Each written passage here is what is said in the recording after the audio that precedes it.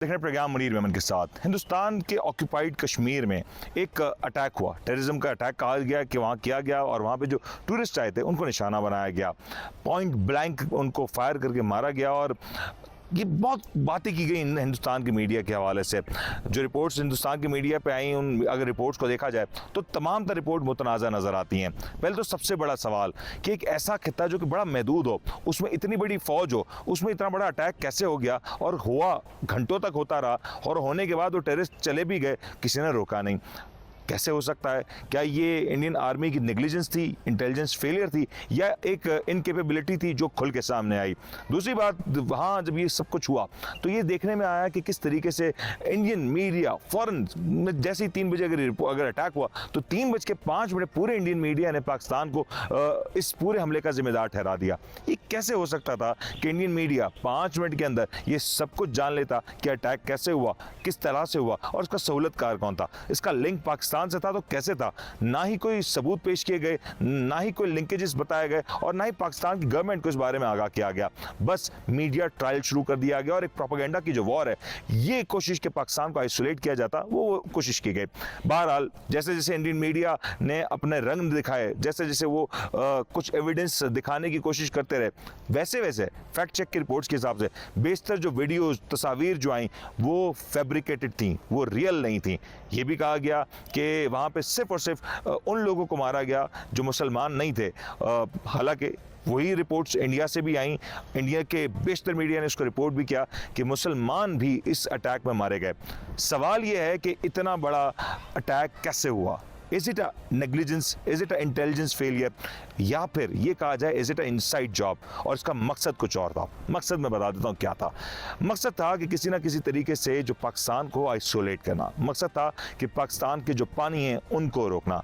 ये असल मकसद था, जिसमें हिंदुस्तान की जो मौजूदा RSS Hindutva backed government, Modi सरकार, जिनको हम गुजरात के मुस्लिम किलर का मास्टरमाइंड भी कहते हैं, वो इस सब के पीछे काफ़ी अरसे से कारबंद थे। और अब नज़र भी आया कि किस अंदाज से उन्होंने ये सारी एक्टिविटी प्लान की। और अब बहाना तो चाहिए था, वो बहाना मिल गया या बहाना क्रिएट कर दिया गया और पाकिस्तान को ब्लेम किया गया।